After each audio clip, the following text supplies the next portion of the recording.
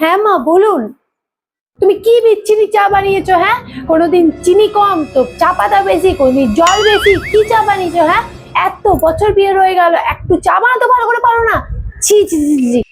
একদম নিখুঁত চা বানাবে, সকালবেলা এমন চা খাওয়াচ্ছ যেন মুডটাই নষ্ট হয়ে গেল আমার।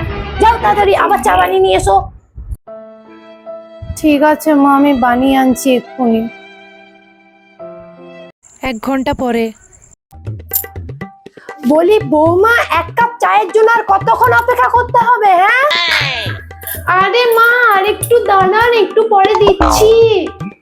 দেখি তো, 1 ঘন্টা হয়ে গেল রান্নাঘরের মধ্যে কি করছে, এখনো কি চা বানানো হয় না? দেখি। বলি বৌমা, আমি কি আর 1 কাপ চা আজকে পাবো না নাকি? বলি কি করছোটা? কি করছো এসব? আরে মা, আপনি আমাকে বললেন না একদম নিখুঁত চা বানাতে, তার জন্য আমি থার্মোমিটারে জলের টেম্পারেচার মাপছিলাম। আসুন আসুন, দেখবেন আসুন। আপনি শুধু আমাকে বলে দিন কতটা জল আর কতটা দুধ দেবো।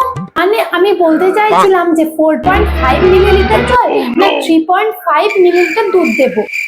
5 করে দেবো, 1:1 রেশিও করে দিই। আর গুনে গুনে কয়টা চিনির দানা দেবো, মানে 180 পিস করে দিই?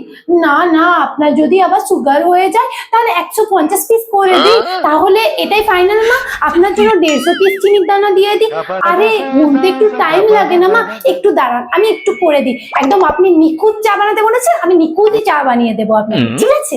থাক মা, তোমাকে আর নিখুঁত চা বানাতে হবে না। হ্যাঁ, তুমি যেমন বানাও তেমনই বানাও, আমি সেরকমই খেয়ে নেবো। নিখুঁত বলে কি কিছু, নিখুঁত বলে কিচ্ছু হয় না, কিচ্ছু হয় না। তুমি যেমন বানাও সেরকমই আমি চা খেয়ে নেবো। বানাও বানাও। ঠিক আছে মা।